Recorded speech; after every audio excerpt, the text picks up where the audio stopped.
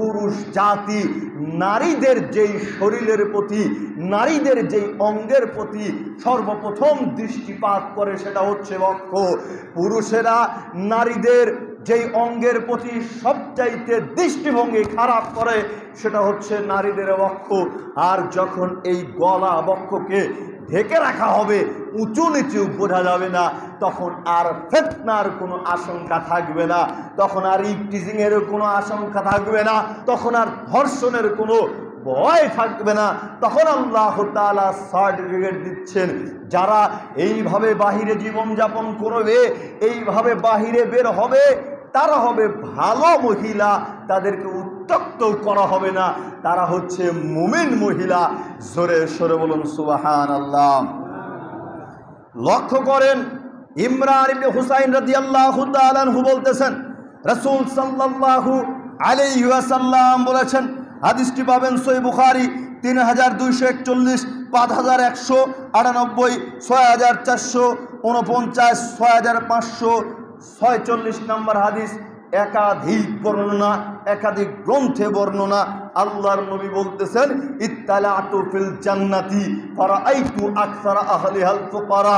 আমি জান্নাতের দিকে লক্ষ্য করলাম, জান্নাতের দিকে লক্ষ্য করতেই দেখতে পেলাম জান্নাতের অধিকাংশ মানুষই দুস্থ, দরিদ্র, অসহায়। জোরে সরে বলুন সুবহানাল্লাহ। ওয়াইত্তালাতু ফিন নারি ফারাআইতু আকসারা আহলিহান নিসা।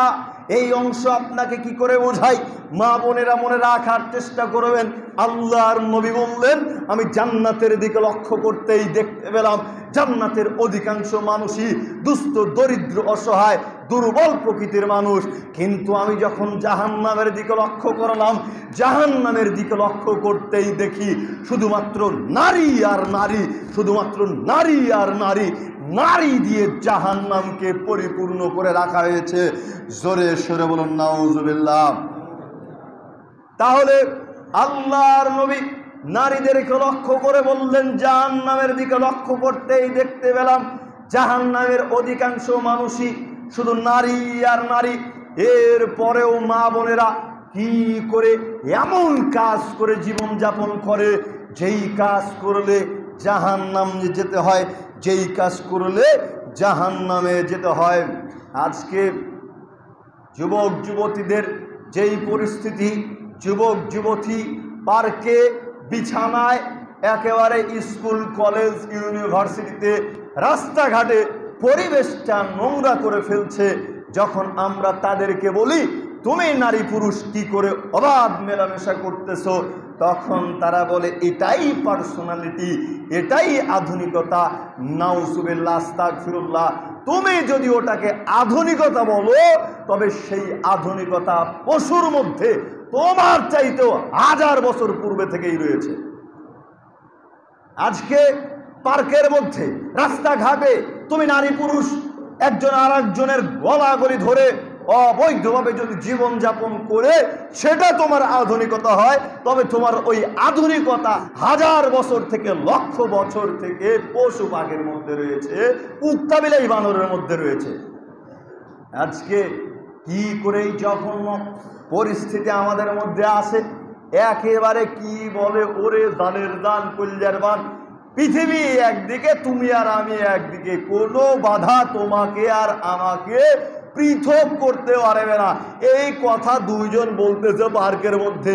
এবারে পার্কের মধ্যে পুলিশ ঢুকে যখন একটা বাঁশি মেরেছে, আর মনে হচ্ছে অন্যের শত্রু একজন আর একজনকে আর মনে হয় জীবনেও দেখে নাই। ঠিক না ঠিক? একজন আর একজনকে জীবনেও দেখে না। এই পরিস্থিতি এইরকম। অথচ পূর্বে বলেছিল আমাদের সম্পর্ক কাঁঠালের আঠা। জিজ্ঞেস যদি করি তোমরা এই কাজ কেন করতেছো, তখন বলে আমাদের ঈমান ঠিক আছে। ও তোমার ঈমান ঠিক আছে, তুমি ওখানে তাহাজ্জুদের সালাত পড়তে গিয়েছো নাকি তাসবিহ টিপতে গিয়েছো? বেয়াদব কোথাকার। আল্লাহর নবী বলতেছে, লা ইয়ানজুরুর রাজুলু ইলা আওরাতির রাজুল।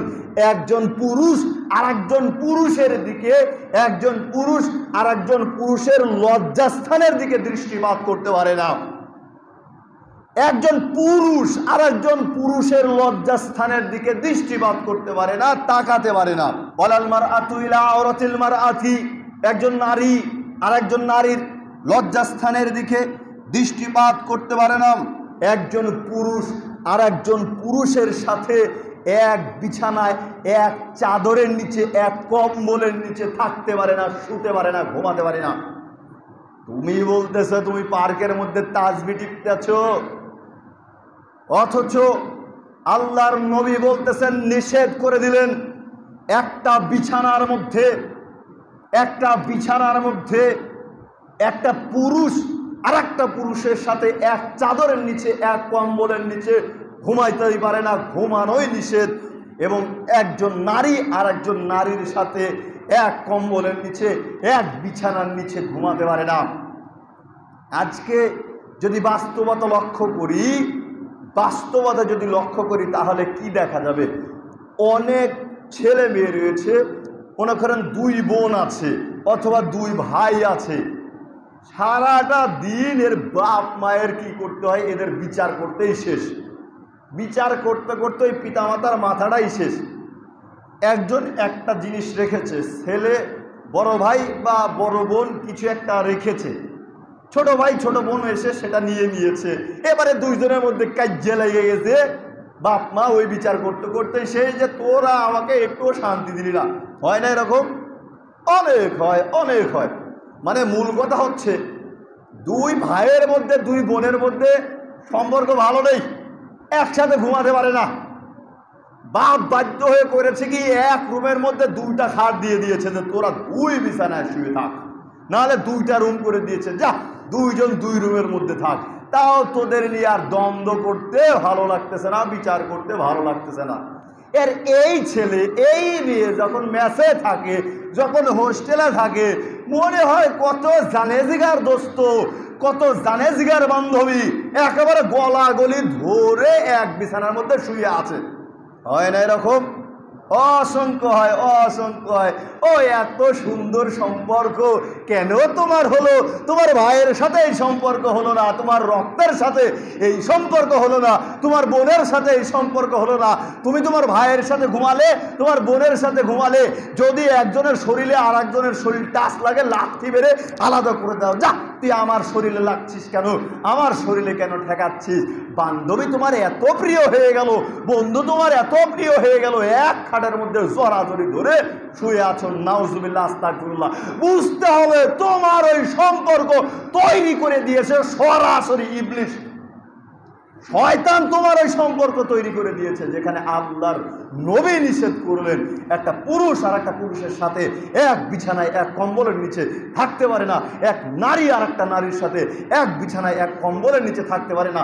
যাকে কোনোদিন দেখো নাই, কয়েকদিনের জন্য পড়তে গেছো, 1 বছর 2 বছরের জন্য হোস্টেলে গিয়েছো পড়তে, আর এই 1 বছর 2 বছরের মধ্যে এত সম্পর্ক হয়ে গেল যে গলার সাথে গলা ধরে শরীরের অঙ্গ প্রত্যঙ্গের সাথে ঠেকিয়ে দিয়ে তোমাকে ঘুম পাড়তে হবে। তুমি জাহেল, তোমার মধ্যে পুরাটাই জাহিলিয়াত ঢুকে পড়েছে, যার কারণে তোমার বিবেক বিবেচনা বলতে কিছুই নাই। তোমার শরীরের তো একটা মর্যাদা আছে। আরে কে আমার শরীরে কিভাবে টাচ করতেছে তুমি এটা বুঝো না? মুসলমানের প্রত্যেকটা অঙ্গ প্রত্যঙ্গের দাম আছে, মর্যাদা আছে। এ কারণেই কোনো মুসলমান তার শরীরের অঙ্গ প্রত্যঙ্গ বিক্রি করতে পারে না, ডোনেট করতে পারে কিন্তু বিক্রি করতে পারে না। তাহলে যেটা বিক্রি করা নিষেধ সেটাকে তুমি এত সস্তা ভাবলে কেন? কে তোমার শরীরের সাথে হুট করে টাচ লাগাচ্ছে, তোমাকে জড়িয়ে ধরে শুয়ে থাকছে? তোমার শরীরে এত বেদামি হয়ে গেছে, এত সস্তা পণ্য হয়ে গিয়েছে। তোমাকে আল্লাহ তাআলা অতীব যত্ন করে, খুব সুন্দর করে, খুব দামি করে, খুব মর্যাদাপূর্ণ করে সৃষ্টি করেছে। তুমি তোমার মর্যাদাকে রক্ষা করার চেষ্টা করো। আল্লাহ সুবহানাহু ওয়া তাআলা আমাদেরকে সঠিক বুঝ দান করুক। আল্লাহুম্মা আমিন।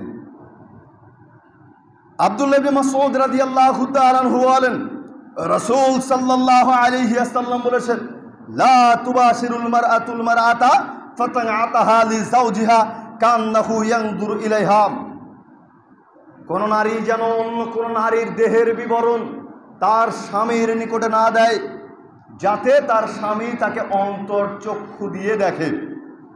কোন নারী, কোন স্ত্রী অন্য কোন নারীর দেহের বিবরণ তার স্বামীর নিকটে এমনভাবে যেন না দেয় যেন তার স্বামী অন্তর্চক্ষু দিয়ে দেখছে, মনে হয় তার স্বামী তাকে অন্তর্চক্ষু দিয়ে দেখছে। কি বুঝলেন? আপনার স্ত্রী এমনভাবে আর একজনের শরীর বিবরণ দিচ্ছে, একেবারে টিক মার্ক করে করে বলতেছে অমুকের এখানে তিল আছে, তমুকের সেখানে এটা আছে। নাউজুবিল্লাহ, আস্তাগফিরুল্লাহ।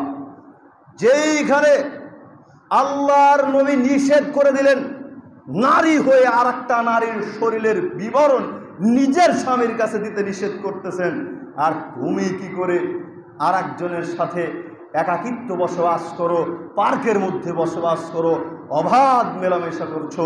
তুমি কি বলেছ? তুমি কি মনে করেছো তুমি প্রকৃতপক্ষে পশুতে পরিণত হয়েছ? প্রকৃতপক্ষে পশুতে পরিণত হয়েছ। আবার অ্যাডভান্স কিছু যুবক যুবতী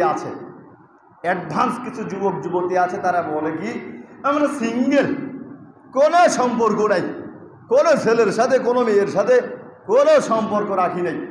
কিন্তু মাঝে মধ্যে দেখা যায় যে পার্কে যায়, মাঝে মধ্যে দেখা যায় যেই সমস্ত জায়গাতে মেয়েদের আনাগোনা, সেই সমস্ত জায়গাতে বসে একেবারে শিয়াল কুকুর বানরের মতো চোখ বড় বড় করে তাকিয়ে থাকে। ব্যাটিক বলেছি? চোখ বড় বড় করে তাকিয়ে থাকে। আর যদি বলা হয় তখন বলে হুজুর তো ফতুয়া দিয়েছে, একবার দেখা যায়। সুতরাং তাকায় থাকে শুধুমাত্র একবার, যতক্ষণ মন চায় মন মতন দেখে নে। নাউজুবিল্লাহ, আস্তাগফিরুল্লাহ। তুমি একবার দেখা জায়েজ দেখলে আর আল্লাহর নবীর হাদিস দেখলে না। জিজ্ঞেস করা হলো সালতু রাসূলুল্লাহ সাল্লাল্লাহু আলাইহি ওয়াসাল্লাম, আল্লাহর নবীকে আর নাযারিল ফুজাতি, অবৈধ অশ্লীল কোনো কিছুর প্রতি দৃষ্টিপাত হওয়া সম্পর্কে। তখন আল্লাহর নবী বললেন, ফাআমারানি আন আসরিফা বাসারি, যখন অশ্লীল অবৈধ কোনো কিছুর প্রতি দৃষ্টিপাত হয়ে যাবে তখন তোমরা সেই অশ্লীল বস্তুর প্রতি থেকে নিজের দৃষ্টিকে ফিরিয়ে নাও। নিজের দৃষ্টিকে ফিরিয়ে নাও মানে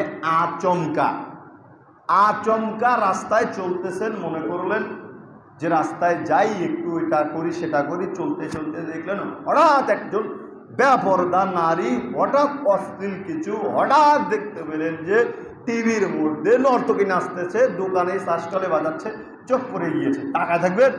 তাকায় থাকা চলবে না, দৃষ্টি পড়ার সঙ্গে সঙ্গে চোখটাকে ঘুরিয়ে দিতে হবে। তাহলে আল্লাহ সুবহানাহু ওয়া তাআলা ওই যে প্রথম দৃষ্টিপাত হয়ে গিয়েছে আপনার অনিচ্ছায়, এটাকে মাফ করে দিবেন ইনশাআল্লাহ। আল্লাহ সুবহানাহু ওয়া তাআলা মা বোনদেরকে হেফাজত করুক, আল্লাহুম্মা আমিন। যুবকদেরকে হেফাজত করুক, আল্লাহুম্মা আমিন। মা বোনদের নিজেকে আবৃত রাখার তৌফিক এনায়েত করুক, আমিন। যুবকদের দৃষ্টিকে হেফাজত করার তৌফিক এনায়েত করুক, আমিন। আখির দাওয়ানা আলহামদুলিল্লাহি রাব্বিল আলামিন।